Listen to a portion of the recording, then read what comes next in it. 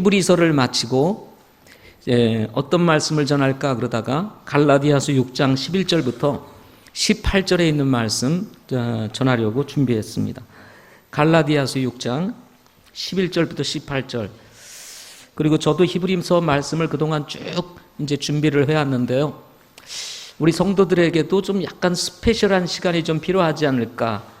좀 이렇게 아주 특별한 수요예배가 되었으면 좋겠다. 이런 생각이 들어서 앞으로 오늘 이후에 6월 한 달 동안은 특별 메시지를 이 수요예배 때 전하는 특별한 수요 집회를 가지도록 이렇게 하겠습니다. 그래서 우리 전도사님들이 매 수요 집회마다 말씀을 여러분에게 아주 스페셜하게 전해드리려고 합니다.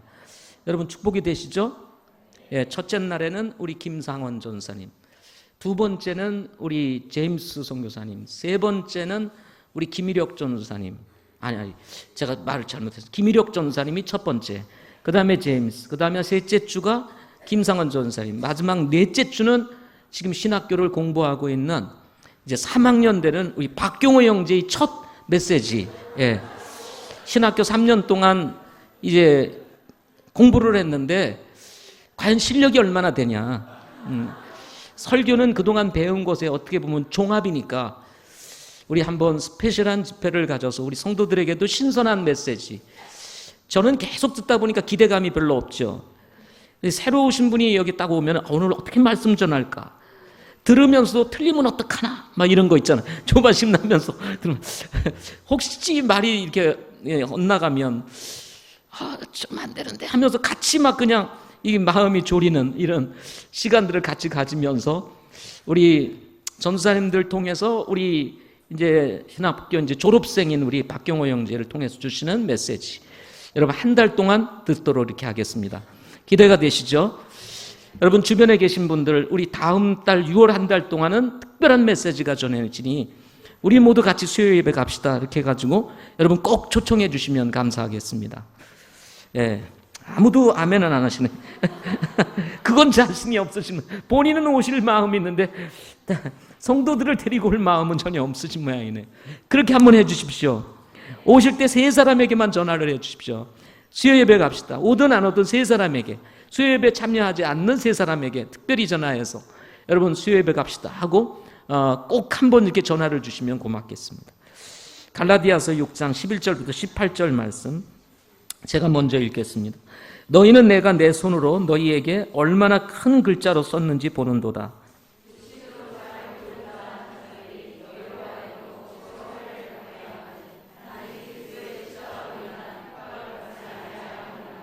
할례 받은 자들은 스스로 율법을 지키지 아니하며 다만 너희의 육신을 자랑하려고 너희가 할례 받기를 원하느니라.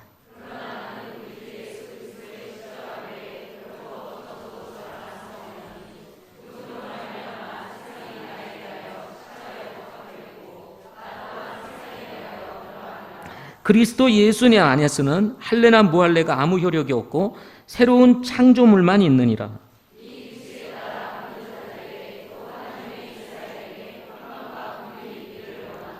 이제부터는 아무도 나를 괴롭게 하지 말라. 내가 내 몸에 주 예수님의 자국들을 지니고 있느니라.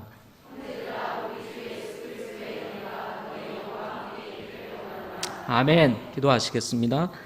좋으신 아버지 하나님, 오늘 히브리서 강해를 마치고 갈라디아서 말씀 들었습니다. 하나님께서 이 말씀 축복해 주시고 듣는 자나 전하는 자가 하나 되어서 주님의 말씀에 모두 순복할 수 있도록 주님 도와주시옵소서. 예수님의 이름으로 기도드립니다. 아멘. 오늘 말씀의 제목은 십자가만 자랑하자라는 제목으로 여러분과 같이 함께 말씀 듣고자 합니다. 사람의 욕구 중에는 명예욕이라고 하는 것이 있습니다. 명예욕은 인정받고 싶은 마음에서 온다고 할 수가 있겠죠.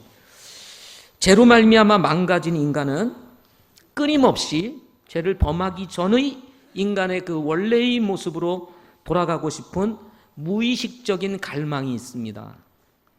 이런 갈망이 부정적으로 나타나는 것이 명예욕 또는 인정받고 싶은 감정이라고 할 수가 있을 것입니다. 물론 인정받고 싶은 그 감정이 다 나쁜 것은 아닙니다. 중요한 것은 인정받고 싶은 감정이 누구를 향하고 있느냐가 아주 중요합니다. 하나님을 향하고 있느냐 아니면 내 자신을 향하고 있느냐 하는 것입니다. 우리가 혹시나 인정받고자 하는 것이 나의 명예, 또 나의 어떤 자존심, 이런 것들이라면 이것은 매우 부정적인 요소라고 할 수가 있습니다. 그렇지만 이것이 반대로 하나님을 향하고 있다면, 주님을 높이고 그리고 하나님을 높이는 것이라고 한다면 그것은 아주 하나님께서 보시기에 좋은 것이라고 할 수가 있습니다. 오늘 말씀에는 육신적으로 잘 보이고 싶은 사람과 십자가 외에는 어떤 것도 자랑하지 않겠다고 하는 사람이 나옵니다. 육신적으로 잘 보이려고 하는 사람은 오늘 본문에서 율법을 지키는 유대인들이라고 이렇게 말하고 있습니다.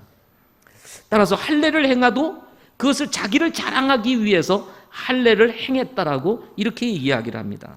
반면에 십자가만 자랑하겠다고 하는 사람은 율법적 사고를 가지고 살던 이 사울이라는 사람이 예수님을 믿고 난 이후에 그야말로 그의 이름을 바꾸어서 바울이라고 하는 사람이 십자가만 자랑하겠다고 이렇게 이야기를 합니다. 예수를 믿기 전 바울은 누구보다도 율법적인 사람이었습니다. 자신의 자존심, 그리고 명예욕, 그리고 이 모든 것에 인생을 걸었던 사람이 누구였냐면 바로 사울이라고 하는 사람이었습니다. 사울은 바리새인 중에 바리새인에 대한 아주 대단한 긍지를 가지고 있었던 사람이었고, 히브리인 중에 히브리인이라고 하는 것에 대한 굉장한 프라이드를 가지고 있었던 사람이었습니다. 이런 사울이 어떻게 해서 자신을 자랑하지 않기로 결정을 하고 십자가만 자랑하기로 하였을까요? 오늘 말씀을 통해서 십자가만 자랑해야만 하는 이유를 우리가 함께 배워보도록 하겠습니다. 첫째는 예수님을 믿고 새로운 창조물이 되었기 때문이라고 이야기를 합니다. 바울은 예수 믿기 전 사울이라는 이름을 가지고 있었습니다. 사울이라는 이름의 뜻은 큰 자라는 뜻을 가지고 있습니다. 따라서 이 바울은 예수 믿기 전 자신의 이름과 같이 그의 삶의 목표는 큰 자가 되는 것이었을 것입니다. 큰 자가 되는 것, 자신의 이름을 날리고 그리고 자신의 인기를 끌고 하는 것이 아마도 그의 삶의 목표였을 것입니다. 그는 자신의 성공을 위해서 물불을 가리지 않고 살았던, 아주 세상적으로도 보면 아주 열정이 넘치는 그런 사람이었습니다. 당시 기독교인들을 핍박하는 일에 앞장선 일을 보더라도 이 사울이라는 사람이 얼마나 자신의 명예와 그리고 자신의 이름대로 성공하고 싶은 강한 욕구가 있었는지를 우리가 짐작해 볼 수가 있습니다. 기독교인들을 핍박하는 이 사울의 모습을 보면 그는 마치 히틀러의 친위대원들처럼 자랑스럽게 기독교인들을 색출해내는 일과 잡아들이는 일에 열심을 내었던 사람이었다는 사실을 잘 알고 있습니다. 그는 바리새인으로서 이렇게 기독교인들을 잡아들이고 색출하는 일들을 매우 자랑스럽게 생각했을 것입니다. 그러나 사울이 생각하는 것처럼 그렇게 자랑스러운 것이었을까요?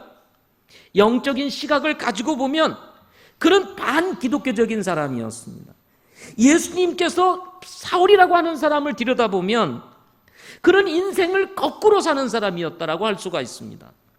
한 번 죽는 것은 사람에게 정한 것이요, 그 후에는 심판이 있을 것이라는 사실이 분명히 하나님의 말씀이라면 그는 자신의 일을 위해서, 그리고 어찌 보면 하나님을 위해서 일한다고 했지만 그의 결말은 지옥으로 가는 것이 분명했을 것입니다.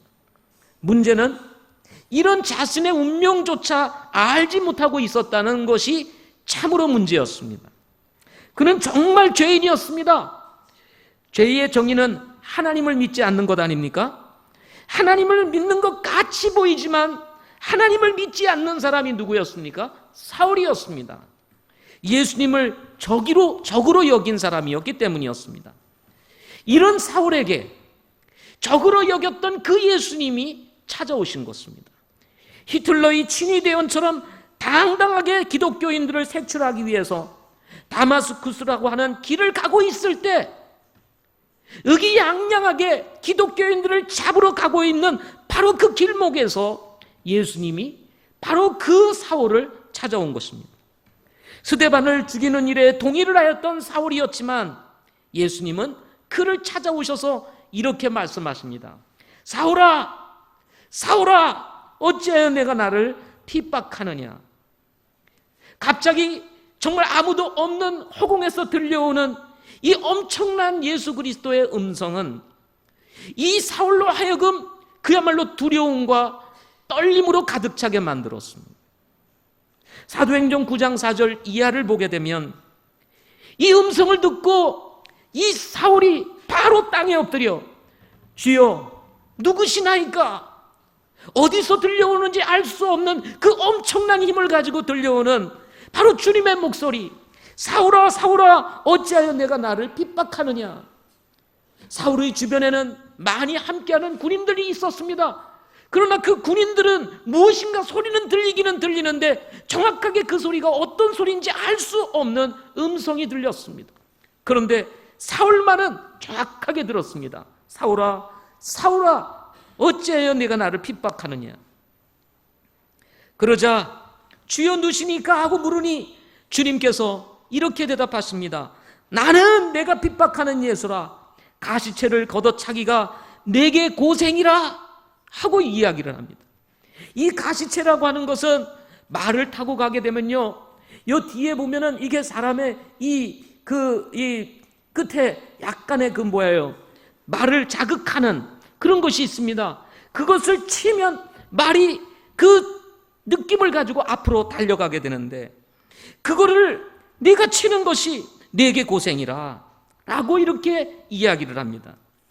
사울은 의기당당했습니다. 기독교인들을 핍박하는 것을 자랑스럽게 생각했는데 주님은 그게 내게 고생이라 하고 이야기를 하는 것입니다. 사울이 떨며 말합니다. 주여, 내가 무엇을 하기를 원하시나이까? 하고 대답을 합니다. 그러자 주님께서 말하기를 일어나 도시로 들어가라. 그리하면 내가 반드시 해야 할 일을 듣게 되리라 라고 말씀하심을 통해서 이 사울이라고 하는 사람은 다마스쿠 도상에서 바로 메시아이시며 구주이신 예수 그리스도를 만나게 되고 그의 인생에 변화가 찾아오게 됩니다. 불신자여 핍박자였던 사울이 예수님을 믿고 오히려 거꾸로 예수님을 증거하는 증인이 됩니다. 그의 이름도 하나님께서 바꾸어 주십니다. 이제 너의 이름은 사울이 아니라 바울이라. 바울이라는 이름은 바로 작은 자라고 하는 뜻을 가지고 있습니다. 이렇게 해서 그는 새로운 창조물이 되었습니다. 다메섹 도상에서 예수님을 만남으로 그의 인생이 바뀌고 삶이 회심이 되면서 그는 그리스도 안에서 새로운 창조물이 되었던 것입니다. 그는 그리스도인의 증인이 되면서 고린도 교회에 가가지고 주님의 말씀을 전하며 그 고린도 교회 성도들을 향해서 편지를 쓰면서 이렇게 이야기를 합니다. 그런즉 누구든지 그리스도 안에 있으면 그는 새로운 창조물이라. 옛것은 지나갔으니 보라 모든 것이 새롭게 되었도다. 이것은 전적으로 자신의 경험이었습니다. 옛것은 지나갔으니 보라 모든 것이 새롭게 되었도다. 과거의 자신의 모습은 주님과 전혀 반대되는 것이었습니다. 주님은 그에게 있어서 적이었습니다. 그야말로 그것이 자랑스러운 일처럼 생각했지만 예수님을 만나고 보니 그것은 아무것도 아닌 것이라는 사실을 깨닫게 되고 다메섹 도상에서 만난 그 예수님으로 말미암아 자신은 새로운 창조물이 되었다는 사실을 깨닫게 됩니다.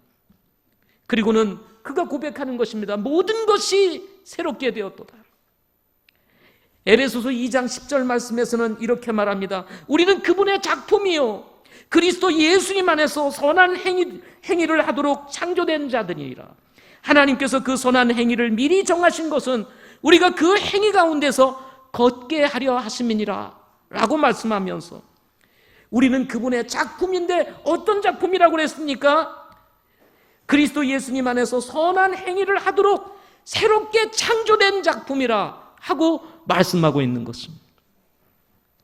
그는 이 세상 사람이 아니었습니다. 이제 더 이상 사울은 이 세상 사람이 아니었습니다. 누구의 사람이었습니까? 하나님의 사람이 되었습니다. 그는 완전히 새로운 몸으로 변화되었습니다. 새로운 창조물이 되었던 것입니다. 이런 놀라운 은혜는 바로 예수님께서 사울을 대신하여 지신 십자가를 통한 사랑 때문이었습니다. 하나님께서 처음부터 누구를 사랑하셨습니까?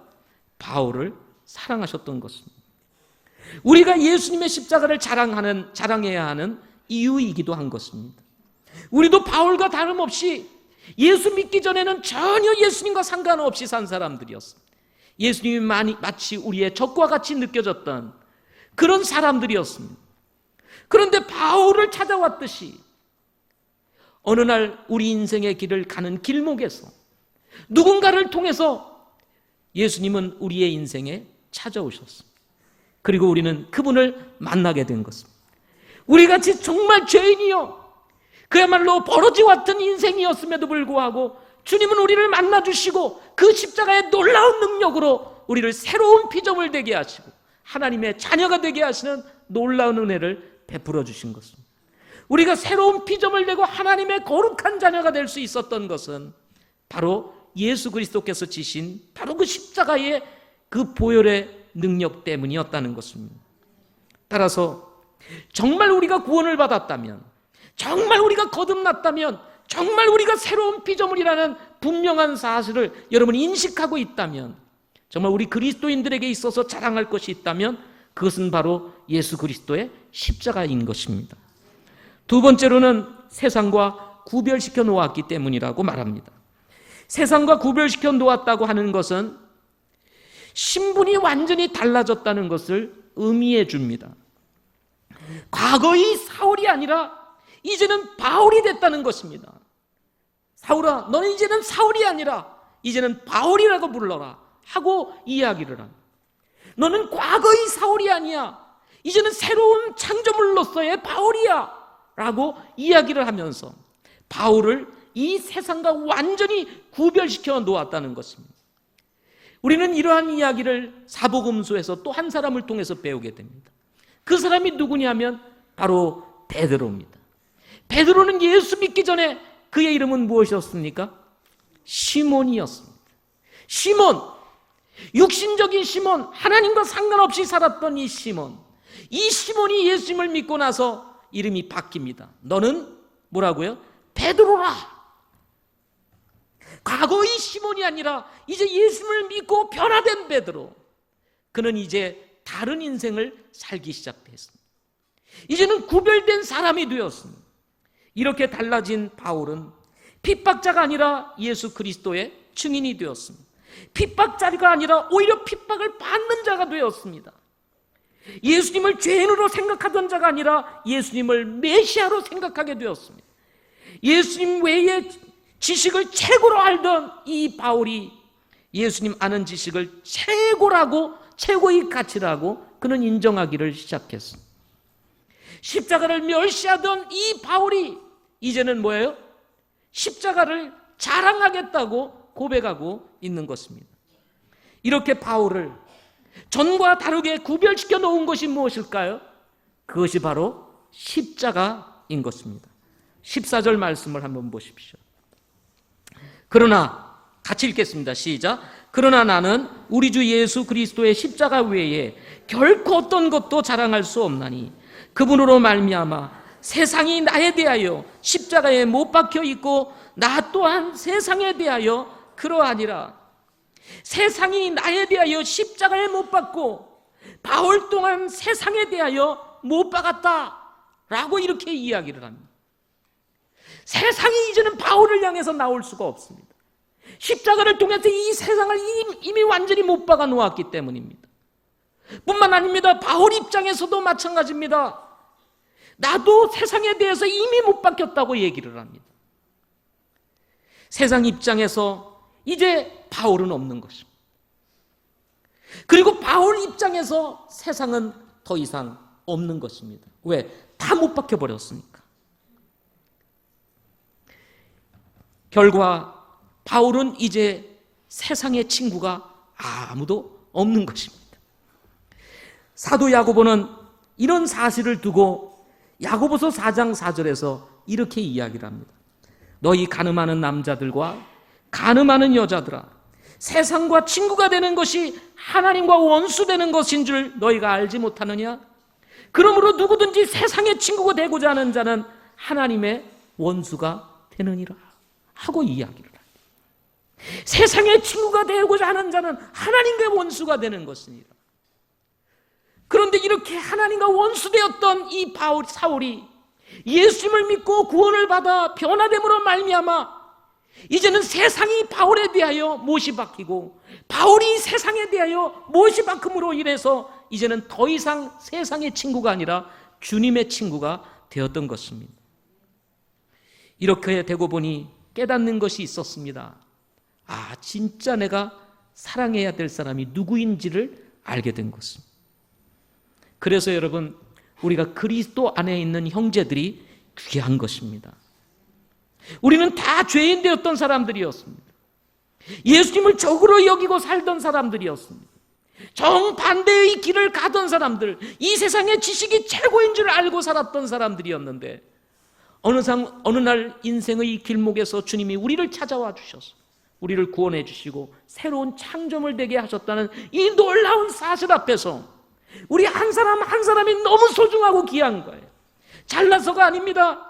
우리가 똑똑해서도 아닙니다. 많은 지식을 가지고 있어서도 아닙니다. 우리가 많은 물질을 가지고 있어서가 아니라 바로 그 예수 그리스도의 십자가의 능력을 통해서 그 무지한 백성들인 우리들이 예수님을 믿고 하나님의 자녀로 거듭났기 때문인 것입니다. 그래서 귀한 것입니다. 거듭났기 때문에 귀한 거예요. 같은 믿음을 가는 사람들이 있다는 이 사실로 인해서 감사한 거예요. 그래서 사도 야고보는 4장 밑으로 내려와서 11절 12절에 이렇게 이야기를 합니다. 형제들아, 서로 비방하지 말라. 자기 형제를 비방하는 자나 자기 형제를 판단하는 자는 율법을 비방하며 율법을 판단하는 자니라. 그러나 만일 내가 율법을 판단하면 율법을 행하는 자가 아니요 판단하는 자로다. 율법을 주시는 이가 한 분 계시는데 그분께서 능히 구원하시기도 하시며 멸하기도 하시느니라. 남을 판단하는 너는 누구냐? 라고 이야기를 하면서, 여러분, 이제는 우리가 예수 믿고 구원을 받았기 때문에 더 이상 이제는 판단자가 아니라 우리는 서로 격려하고 사랑하며 축복하며 위로하는 자가 되어야 된다고 말씀하고 있는 것입니다. 율법은요, 늘 우리를 판단합니다. 늘 율법은 우리를 정죄합니다. 우리는 늘 율법 속에 있으면 누군가를 또 비판하는 이런 것들이 우리 안에서 일어나는 것입니다. 율법을 주시는 이가 한 분 계시는데 그분께서 능히 구원하시기도 하며 멸하기도 하실 분은 바로 그분밖에 없어요. 그런데 감히 남을 판단하는 너는 누구냐 하고 주님께서 말씀하고 있는 것입니다. 여러분, 우리 그리스도 안에서 이렇게 소중한, 이렇게 귀한 예수님께서 우리의 허물을 다 덮어주시고 죄 사해 주시고 새로운 창조물 되게 하신 우리의 소중한 형제들, 여러분, 판단하기보다 격려하고 사랑하고 축복하실 수 있기를 바랍니다. 따라서 인간적으로나 세상적으로 자랑할 것이 없는 사람이 되고 말았습니다. 누가요? 우리 예수 믿는 사람들은 자랑할 것이 없어졌어요. 아무것도 없어졌습니다. 세상에 뭘 자랑할 게 뭐가 있어요? 지식을 자랑하겠어요? 물질을 자랑하겠어요? 뭐를 자랑하겠어요? 예? 세상하고 짝한 사람이 아니라 이제는 주님의 친구가 됐으니 여러분, 자랑할 것이 없어졌습니다. 그래서 야고보서 4장을 쭉 읽어보면 13절부터 17절까지 있는 말씀을 통해서 그러므로 내일 일을 자랑하지 마라 하고 얘기를 합니다. 뭘 일을 자랑하지 말라요? 내일 일을 자랑하지 마라. 어떤 도시에 가서 한 해 동안 거기에 머물며 사고 팔고 이득을 얻으리라고 할지라도 알 수 없는 것이 인생이라고 이야기를 합니다. 어떤 도시에 가서 장사를 해가지고 큰 돈을 벌었어요. 그렇다고 해가지고 여러분, 그게 알 수 없는 것이 인생이라는 거예요. 주님이 취해가면 그만인 것이 바로 인생인 것입니다. 그렇기 때문에 자랑할 것이 아무것도 없다. 그렇다면 여러분, 우리가 무엇을 자랑할 수 있겠습니까? 아무것도 아닌 이 세상 가운데, 자랑할 것이 없는 이 세상 가운데서 우리가 유일하게 자랑할 수 있는 것, 그것은 멸망할 수밖에 없고 망할 수밖에 없는 이 세상에서 우리를 완전히 구별시키고 그 영원하신 하나님과 친구가 되게 하신 그 주님의 십자가. 여러분, 그래서 바울은 나는 이 십자가 외에는 자랑하지 않겠다 이렇게 이야기를 한 것입니다. 여러분, 우리도 그렇게 십자가를 자랑할 수 있기를 바랍니다. 우리를 세상에서 구별시켜 주시고 진정한 삶의 의미가 무엇인지를 우리 인생 가운데 부여해 주신 이 주님의 은혜가 십자가를 통해서 우리의 삶에 주어졌기 때문에 그런 것입니다. 세상과 짝이 되는 것이 아니라 이제는 하나님과 짝이 되어 예수님과 함께 동행하면서 그 십자가의 보혈의 능력을 지금도 경험하며 살 수 있는 주님의 은혜가 여전히 우리에게 주어졌기 때문인 것입니다. 마지막 세 번째로 십자가를 자랑해야 되는 또 다른 한 가지 이유는 새로운 규칙을 따라서 걷는 사람이 되었기 때문이라고 말을 합니다. 16절, 이 규칙에 따라 걷는 자들에게 또 하나님의 이스라엘에게 평강과 긍휼이 있기를 원하노라 하고 말합니다. 로마에 가면 로마법을 따르라는 말이 있습니다. 로마에 가서 한국 법은 통하지 않기 때문에 그렇습니다. 너 누구냐? 그러면 할 말이 없습니다. 여긴 로마다. 그럼 무슨 말을 하겠습니까? 예수님을 믿고 구원을 받아 새로운 창조물이 되어 신분의 변화가 일어나면 자연스럽게 생겨나는 것이 바로 새로운 규칙입니다. 왜냐하면 우리는 이제 새로운 사람이 되었기 때문에 그렇습니다. 그 새로운 사람은 새로운 삶의 규칙을 가지고 살게 되어 있다는 것입니다. 이런 사실을 두고 바울은 믿기 전과 믿고 난 후의 삶의 방식에 대해서 이렇게 이야기를 합니다. 빌립보서 3장 14절부터 16절에 있는 말씀을 통해서 그리스도 예수님 안에서 하나님의 높은 부르심의 상을 받으려고 표대를 향해 밀고 나아가노라. 그러므로 우리 완전한 자들은 다 이같이 생각할지니 만일 어떤 일에서 너희가 달리 생각하면 하나님께서 바로 이것을 너희에게 드러내시리라. 그럼에도 불구하고 우리가 이미 도달한 곳에서는 같은 규칙에 따라 걷고 같은 것을 생각할지니라 라고 말씀을 하고 있습니다. 바울의 인생 가운데 새로운 삶의 목표가 생겼습니다. 그것은 바로 주님이었습니다. 그러나 보니까 어떤 사람은 달리 생각하는 사람들이 있었습니다. 그러나 이 모든 것들은 하나님 안에서 드러날 것이라고 얘기를 하면서 그럼에도 불구하고 우리가 이미 도달한 곳에서는 같은 규칙을 따라 걷고 같은 것을 생각할 것이라고 이야기를 하고 있는 것입니다. 사랑하는 우리 성도 여러분, 이제는 우리가 거듭난 새로운 피조물로서 과거의 세상에서 살던 규칙이 아니고 이제는 거듭난 그리스도인으로서 새로운 창조물로서의 규칙을 가지고 살아가게 된다는 것입니다. 따라서 이어서 빌립보서 3장 17절부터 21절까지 있는 말씀을 쭉 읽어보면 형제들아 너희가 함께 나를 따르는 자가 되고 또 너희가 우리를 본보기로 삼는 것 같이 그렇게 걷는 자들을 주목하라. 내가 여러 번 너희에게 말한 적이 있고 지금도 눈물을 흘리며 너희에게 말하는 많은 사람들 곧 그들이 그리스도의 십자가의 원수로 걷느니라. 그들의 마지막은 파멸이요 그들의 하나님은 그들의 배요 그들의 영광은 그들의 수치스러운 일에 있고 그들은 땅의 일을 생각하느니라. 우리의 생활 방식은 하늘에 있으며 거기로부터 또한 우리가 구원자 주 예수 그리스도를 기다리노니 그분께서는 모든 것을 자기에게 복종시킬 때 사용하는 능력을 발휘하사 우리의 천한 몸을 변화시켜 자신의 영광스러운 몸과 같이 만드시리라 하고 말씀하십니다. 너희가 함께 나를 따르는 자가 되고 너희가 우리를 본보기로 삼은 것 같이 그렇게 걷는 자들을 뭐하라고 그랬어요? 주목하라.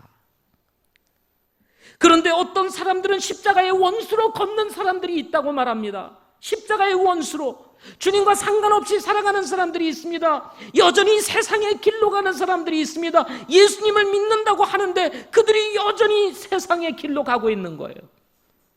이것을 십자가의 원수다 이렇게 이야기를 합니다. 그리고는 말하기를 그들의 마지막은 파멸이요 그들의 하나님은 그들의 배요 그들의 영광은 그들의 수치스러운 일에 있고 그들은 땅의 일을 생각한다라고 이야기를 합니다. 오직 관심이 땅에 있는 것입니다. 그런데 바울은 이렇게 우리 그리스도인들을 향해서 말합니다. 우리의 생활 방식은 하늘에 있으며 우리의 생활 방식은 이 땅의 규칙이 아니라 하늘의 규칙인 것입니다.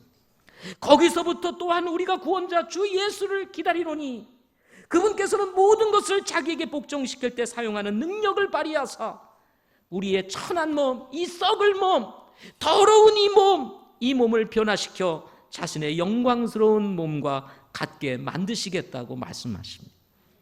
무엇을 통해서요? 십자가의 능력을 통해서. 이 말씀을 우리가 쉽게 이해하려면 이렇게 말할 수 있습니다. 사주팔자의 지배를 받는 사람이 아니라 하나님 나라의 영원한 생활 방식을 따라 사는 최고의 시민이 된 사람으로 우리는 하나님의 방식을 쫓아 살게 되었다는 것입니다. 하늘의 방식. 그래서 여러분, 우리는 이 땅의 사주팔자에 지배받는 사람들이 아닙니다. 아멘? 예. 그렇기 때문에 절대로 우리는 팔자 타령하시면 안 됩니다. 아이고 내 팔자야, 이거 안 되는 겁니다. 여러분 팔자가 어떤데요? 예수 믿고 변화돼서 새로운 창조물이 됐는데. 예. 아멘? 이 팔자 타령은 예수 믿기 전의 삶인 것입니다. 근데 우리는 이 팔자로부터 완전히 변화된 거예요. 예. 우리는 영광스러운 몸을 얻게 될 것입니다. 따라서 신분이 높아지면 높아질수록 높은 도덕적 내지는 행동 양식을 요구하게 된다는 것입니다. 최근에 이제 정부가 바뀌고 새로운 대통령이 세워지면서 이제 많은 내각의 이제 지도자들이 세워지고 있는데요. 이 지도자들을 두고 이제 검증을 하는 일들을 통해서 보니까 얼마나 그 검증이 까다로운지요. 뭘 그렇게 속속이 찾아내는지 참말로, 예? 그 어디에 숨겨져 있는지도 모르는 것들을 다 꺼집어내가지고, 사람들은 이렇게 허물 찾는 데는 아주 도사예요. 잘하는 거는 찾지를 못하고 뭐 허물 찾는 데는 아주 기가 막히게 찾아내. 그래서 국무총리도 지금 참 이게 될 거냐 말 거냐, 외무장관에 대한 부분도 참 어려움이 있고, 위장전입 문제가 이분들만의 문제입니까? 위장 전입한 사람들이 이게 한둘이에요. 근데 여러분들에게는 아무도 문제를 삼지 않습니다. 그런데 나라의 지도자가 되려면 뭐예요? 적어도 정직한 사람이어야 된다 이거죠. 이런 법을 집행하고 하는 사람들이 그렇게 해가지고 되겠느냐? 그래서 높은 도덕적 수준을 요구하게 되는 것입니다. 하물며 여러분, 우리 그리스도인이겠습니까? 아멘. 그러니까 여러분 적당히 뭐 그냥 편하게 살지 이러면서 위장전입하지 마세요. 여러분 혹시 압니까? 여러분 또 누군가 타고와가지고 외무부 장관을 좀 해주시겠습니까? 이렇게 될지 누가 아시겠어요? 모르잖아요. 어떻게 될지 모르지 않습니까? 그러니까 하나님께서도 와가지고 어느 날 찾아와가지고 너 이랬지? 그러면 어떡하실 거예요? 깜짝 놀라잖아요. 지금은 침묵하고 계시지만. 예?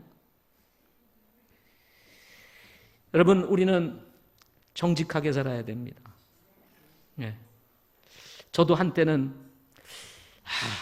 우리 아이들이 속을 썩여가지고 얘를 어떻게 좀 잘 갈 길을 좀 방향을 잡아줘야 되겠다, 이렇게 생각을 했던 시기가 있습니다. 지나간 얘기니까 하는 얘기입니다. 예, 지나가지 않았으면 얘기를 못하죠. 아주 오래전에 그랬습니다. 그래가지고 좀 이렇게 그 선을 좀 그어줘야 되겠는데 방법이 없는 거예요.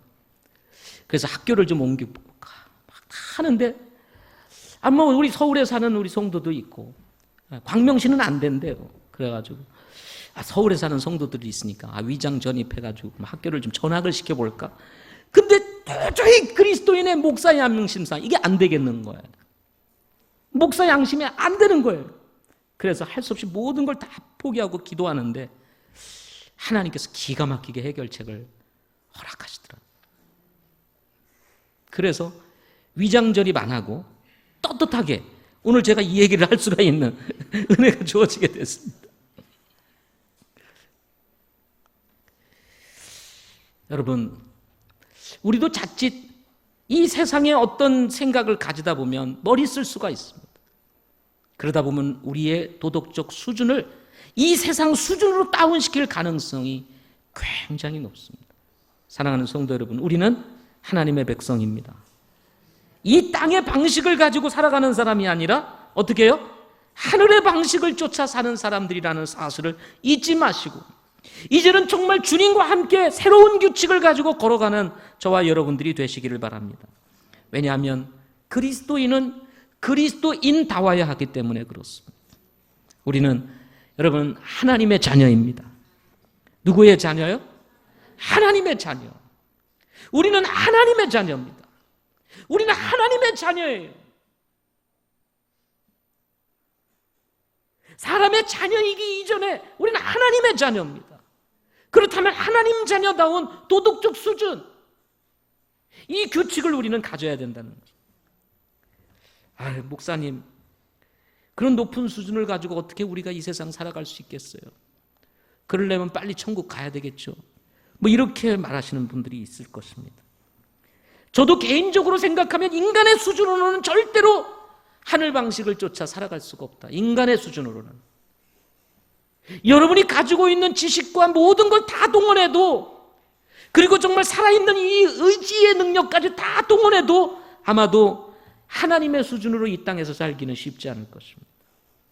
그런데 이 규칙을 가지고 살 수 있는 것이 한 가지 있습니다. 그것은 바로 예수님의 십자가의 능력을 의지하는 것에 있습니다. 우리는 안 됩니다. 그렇지만 십자가의 능력은 가능하다는 거예요. 주님의 십자가의 능력, 그 안에서 우리는 가능할 수 있다. 나는 안 된다. 그러나 주님은 되는 것입니다. 나는 할 수가 없습니다. 그러나 주님은 할 수가 있습니다. 문제는 우리가 주님을 의지하지 않고 내 자신을 의지하고 나가려고 하기 때문에 실패를 거듭하게 되는 것입니다. 여러분 다 내려놓고 주님 의지할 수 있기를 바랍니다. 어떤 자매님이 어제 문자를 보내왔어요. 장문의 문자를 보내왔어요. 이제는 아버지도 어머니도 남편도 자녀들도 다 내려놓기로 했습니다. 그러니 내 마음이 너무 자유롭습니다 하면서 문자를 다 보내온 거예요. 그동안은 부모에 대해서, 남편에 대해서, 자녀에 대해서 놓지를 못하고 어떻게든지 이 사회 가운데서 우리 아이들, 우리 부모님들 어떻게 지켜드릴까? 온통 모든 무거운 짐을 혼자 다 지고 삽니다. 그런데 조용한 시간을 가지면서 주님과 깊이 동행하고 묵상하는 가운데 이제는 다 내려놓았습니다. 너무 마음이 자유롭고 좋습니다. 라고 이렇게 문자를 보내왔습니다. 여러분, 그리스도 안에 자유가 있는 거예요. 십자가 안에 자유가 있는 것입니다. 죄의 무거운 짐 십자가를 통해서 해결할 수 있습니다. 능력의 한계 십자가의 능력을 통해서 해결할 수 있습니다. 여러분, 어렵고 힘들 때 주님의 십자가 앞으로 나가실 수 있기를 바랍니다. 우리가 십자가를 자랑할 수 있는 이유, 십자가만 자랑해야 되는 이유가 여기에 있는 것입니다. 능력이 어디에 있다? 십자가에 있기 때문에 그렇습니다. 여기에 하나님께서 우리에게 보너스를 주십니다. 16절 다시 한 번만 읽도록 하겠습니다. 16절 같이 읽겠습니다. 시작. 이 규칙에 따라 걷는 자들에게 또 하나님의 이스라엘에게 평강과 긍휼이 있기를 원하노라. 하나님의 이스라엘에게 뿐 아니라 이 규칙에 따라서 걷는 자들에게 뭐가 있기를 원한다고요? 평강과 긍휼이 있기를 원한다. 여러분, 주님의 긍휼이 오늘 하루도 없다면 우리 어떻게 살아가겠어요? 그죠? 또 주님의 평강이 내 마음을 다스리지 아니하면 거친 이 세상에서 어떻게 내 마음을 다스리며 살아갈 수 있겠습니까? 여러분, 우리가 주변을 생각하고 현실을 생각하면 깝깝하죠? 그죠? 그런데 주님을 생각하면 또 평안이 찾아옵니다. 이 평강과 긍휼이 규칙을 따라 걷는 여러분에게 하나님께서 보너스로 주시기를 바랍니다. 그래서 정말 여러분 마음에 평안이 있기를 바라고요. 17절 말씀에 바울과 같이 우리도 한번 고백해 봅시다.